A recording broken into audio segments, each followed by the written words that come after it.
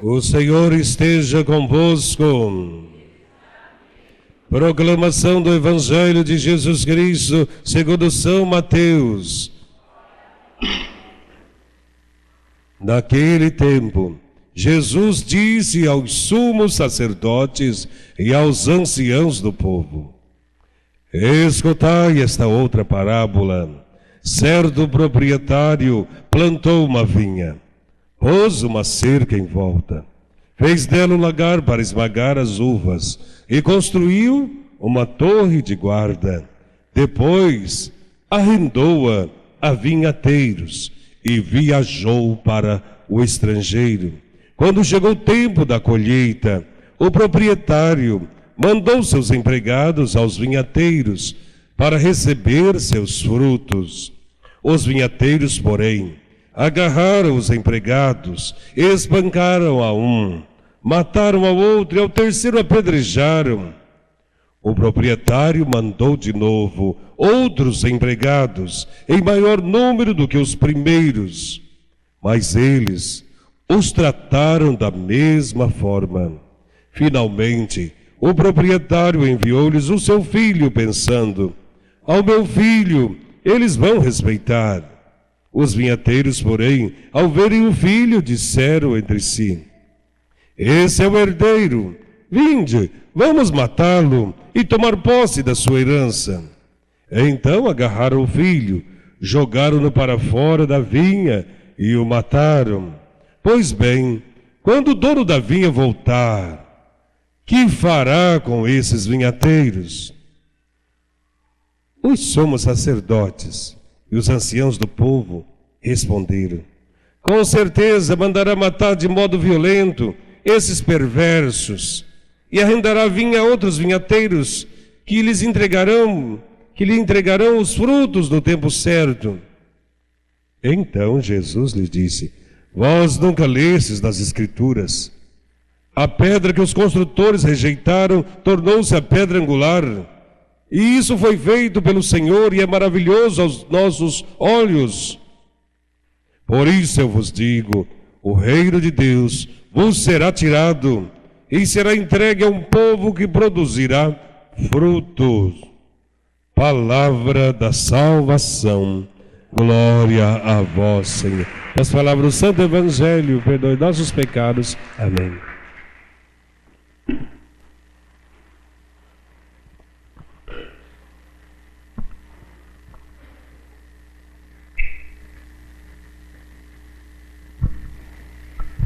Nós estamos no mês de outubro, e o mês de outubro é o mês missionário. Dali eu estava olhando para a igreja e percebi que temos aqui alguns missionários. Então os missionários, só os missionários levantem a mão. Só os missionários. Isso. Pode baixar a mão. Quem é batizado aí levanta a mão. Apareceram os missionários. É você ficou procurando assim, ó. Os missionários, é você que eu vi daqui. Pela própria força do batismo, você é missionário. É você que segue Jesus. E é você que, onde quer que esteja, deve refletir a Cristo. As pessoas olhando para você vejam sinais de Jesus, pela sua bondade, pelo seu amor, pela sua solidariedade. Não pense que o trabalho de evangelização é só daqueles missionários consagrados em institutos, ou é só o trabalho do padre, ou da freira, do irmão, do religioso, da religiosa. O trabalho de evangelização é de todos nós. Nós somos responsáveis e precisamos neste mundo produzir bons frutos. É isto que nos ensina a palavra de Deus hoje para nós. E a primeira leitura é tirada de um profeta Isaías. E ele vai dizer: eu vou cantar o cântico da vinha de um amigo meu. E ele começou a dizer: um amigo meu tinha uma vinha. Primeiro ele preparou o terreno. Ele limpou, tirou as pedras. E ele depois cercou um lugar bem escolhido, perto da encosta, um lugar propício para dar frutos, para dar uvas. Cercou-a, colocou uma torre de guarda, e ele escolheu as melhores mudas da vinha e plantou, e ficou esperando o dia em que essas uvas dariam frutos, a videira dariam frutos. E chegou a época da colheita, e ele foi colher frutos, e ele se decepcionou, porque as uvas que tinham sido tão bem tratadas deram frutos azedos, ácidos, intragável. E o profeta fala: esta vinha é Israel, é o povo. Se esperava dele frutos de justiça e cometeram injustiças. Esperavas frutos de bondade e veio iniquidades. Desta leitura a gente poderia pensar: a vinha é o povo. O dono da vinha, o nosso amigo, é Deus. Deus também virá colher os frutos. E o que encontrará na minha vida e na sua vida? Que tipo de frutos? Frutos bons ou frutos de injustiça, de iniquidade? Frutos ácidos, azedos, intragáveis. O que nós estamos produzindo neste mundo? A nossa presença, que deveria ser sal da terra e luz do mundo, é o que neste mundo? Nós somos a vinha do Senhor e devemos produzir bons frutos. Então analise a tua vida. O dia que o Senhor vier, ver o dia da colheita, o que encontrará em nossa vida? Essa é a primeira reflexão. O problema também não é só nosso, pessoal. O problema também é daqueles que cuidam da vinha. Se aqueles que cuidam da vinha estimulam o povo, a vinha do Senhor, a terem frutos, a orientar a ter frutos. É isso que nos fala o Evangelho de hoje de São Mateus.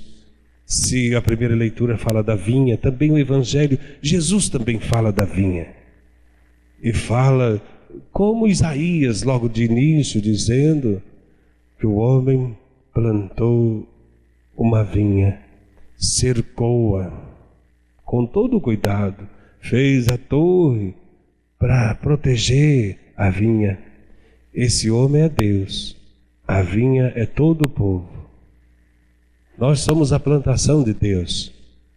E diz Jesus, o dono da vinha arrendou toda a vinha para vinhateiros. Arrendou, deixou-os tomando conta e viajou para o estrangeiro. A parábola é simples. Jesus está em Jerusalém, dentro do templo. Está dirigindo a parábola para sacerdotes judeus e anciãos do povo judeu. A parábola é dirigida a eles. E Jesus então conta essa parábola que é fácil de entender. O dono da vinha é Deus, a vinha somos nós, e os vinhateiros, aqueles que deveriam tomar conta do povo, são os religiosos da época, o poder religioso e político, aqueles que deveriam tomar conta do povo, estimulá-los a produzir frutos. E Jesus continuou dizendo sobre a parábola o seguinte, que chegou o dia da colheita, e o dono da vinha mandou empregados para verificar se havia frutos e levar os frutos aos vinhateiros, os arrendatários, aqueles que deveriam estimular o povo a produzir frutos. Eles pegaram os empregados, bateram em uns, apedrejaram outros e mataram a outros. Se o dono da vinha é Deus e a vinha é nós, quem são esses empregados que o dono mandou? são os profetas. Foi isso que aconteceu com os profetas. Foram mortos, apedrejados, apanharam. O dono da vinha mandou pela segunda vez outros empregados para ver os frutos. Deus mandou mais profetas e para verificar, e aconteceu a mesma coisa. Bateram em um, apedrejaram outros e mataram outros. Então o dono da vinha pensou: vou mandar o meu próprio filho, quem sabe eles respeitem. Foi Deus que enviou Jesus de Nazaré, o seu próprio filho, para a vinha. E Jesus, contando a história, diz que os vinhateiros pensaram: este é o herdeiro, vamos matá-lo e vamos ficar com a herança. Vejam que aqueles que arrendaram a vinha, que deveria tomar conta, agora querem ser dono. É o que acontece com lideranças políticas e religiosas, que em vez de servir, querem ser dono do povo, dono das pessoas, e exploram e fazem mal. Aqueles que estão à frente do povo devem servir, devem orientar o povo a produzir frutos. Jesus termina a parábola dizendo aos sacerdotes e anciãos do povo: o que vos parece que deve acontecer com estes vinhateiros? Eles mesmos dão a sentença sobre si mesmo. E os sacerdotes e anciãos do povo dizem: esse deve receber um castigo severo e deve ser retirados e substituídos. É isso que acontece. Aqueles que não tomam conta do povo devem ser substituídos. Aqueles que não fazem o povo produzir frutos não ficarão na frente da vinha do Senhor. O que a gente tira ainda mais de mensagem do que Jesus está dizendo? Primeiro, que a gente deve produzir frutos, e não frutos azedos, inúteis, bons frutos. Aqueles que estão à frente do povo devem estimular para que esses frutos apareçam. E Jesus, Ele rega toda a vinha. Nós temos todas as condições de produzir bons frutos. Assim como o dono da vinha cercava, tirava as pedras e dava todas as condições, como água e o ambiente, também Jesus, Deus nosso Senhor, nos dá todas as condições para produzirmos frutos. Ninguém poderá dizer: eu não tive condições. Claro que teve. Que frutos nós estamos produzindo? Ainda falando sobre o mês missionário, né? Conta uma história assim, que um homem, aliás era um jovem, ele falou, pensou primeiro, né? Deus me chamou. De fato, ele tinha sentido no coração o chamado de Deus, e ele pensou: eu vou ser missionário, vou falar do Evangelho de Jesus aos 4 cantos do mundo. Eu quero ser um missionário. E ele entrou no instituto, estudou, se formou, e o superior dele falou assim: você vai ser missionário do outro lado do mundo. E ele topou, porque queria servir Jesus, e foi para o outro lado do mundo. Ele ficou tão feliz, contente, e pregou o Evangelho em vários lugares. E passaram-se 5 anos. Ele ficou fora, ele estava no Brasil e viajou, né, para outro país. E fora ele ficou 5 anos, 10 anos, 20 anos fora. E depois de 20 anos ele falou: que saudade do Brasil, eu vou voltar, vou ver minha família. 20 anos. Ele comprou as passagens aéreas, foi para o aeroporto, entrou no avião. E adivinha quem sentou do lado do missionário depois de 20 anos? Um cantor. E o missionário e o cantor lado a lado ali no avião. E o missionário perguntou para o cantor: quanto tempo você está fora de casa? Ele falou: 3 meses, eu estou fazendo uma turnê. E o cantor perguntou para o missionário: e o senhor, quanto tempo? 20 anos, longe, né? E aí os dois começaram a conversar, o voo aconteceu, pousou no Brasil e havia no aeroporto uma multidão de gente. Adivinha para esperar quem? O missionário ou o cantor? O cantor, com faixas, as mulheradas principalmente com gritos histéricos, né? Com faixas, cartazes e aí por diante, e gritando o nome. E para o missionário, ninguém. E aí o cantor olhou para o missionário e falou assim: ninguém veio te esperar? O missionário sorriu e disse: eu ainda não cheguei em casa. De fato, o missionário tinha sua família que estava aguardando em casa, mas ele queria dizer outra coisa: que a casa do missionário não é aqui, é lá. Nossa casa é lá. A festa vai acontecer lá. É lá que nós seremos recebidos por uma multidão dos que já nos precederam, infinitamente maior do que um grupo no aeroporto, infinitamente do que qualquer outro grupo que possa estar nos aguardando.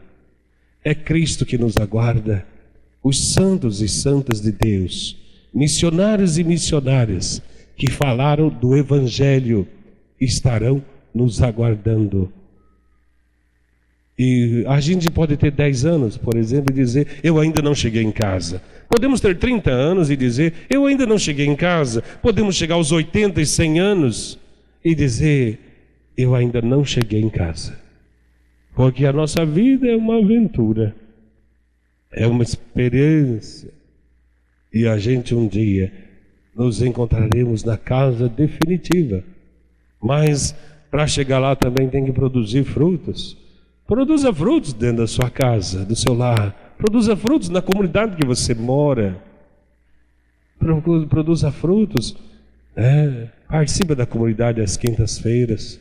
Procura vir nas celebrações. Que frutos você tem para apresentar a Deus? Às vezes você pode ser como aquelas árvores com muitas folhas, mas vai ver, não tem nenhum fruto. Há pessoas que rezam demais, bastante, isso é bom. O ruim é que não tem fruto. E se a tua oração não te leva a produzir frutos, a oração não foi bem rezada. E essa oração não é muito boa. Frutos. Veio aqui o casal, 50 anos. Vem até aqui à frente.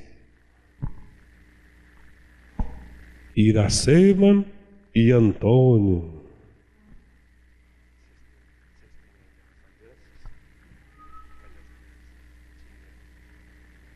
Isso, 50 anos. Tem aliança? Você está aqui. Cadê a sua aliança? Está aqui também.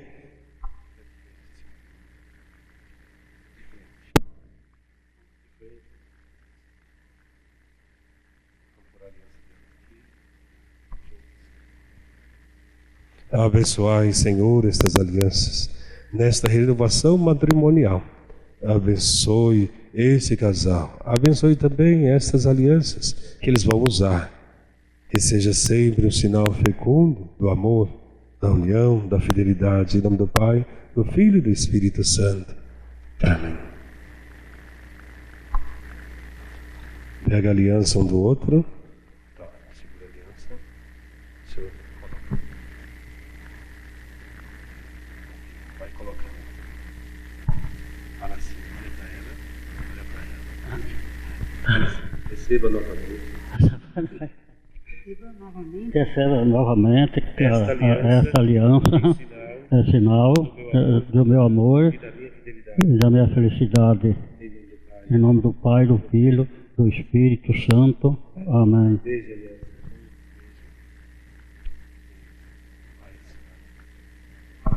Receba essa aliança novamente, um sinal do meu amor e na minha atividade. Em nome do Pai, Filho e Espírito Santo.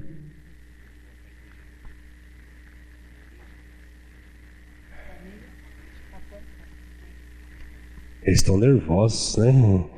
Mostra a mão com a aliança para o povo assim. Mostra ali. Dá uma salva de palmas a eles.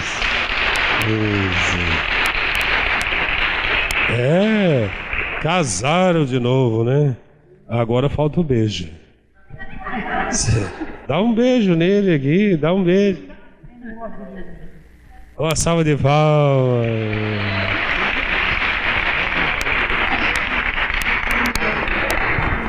Em pé.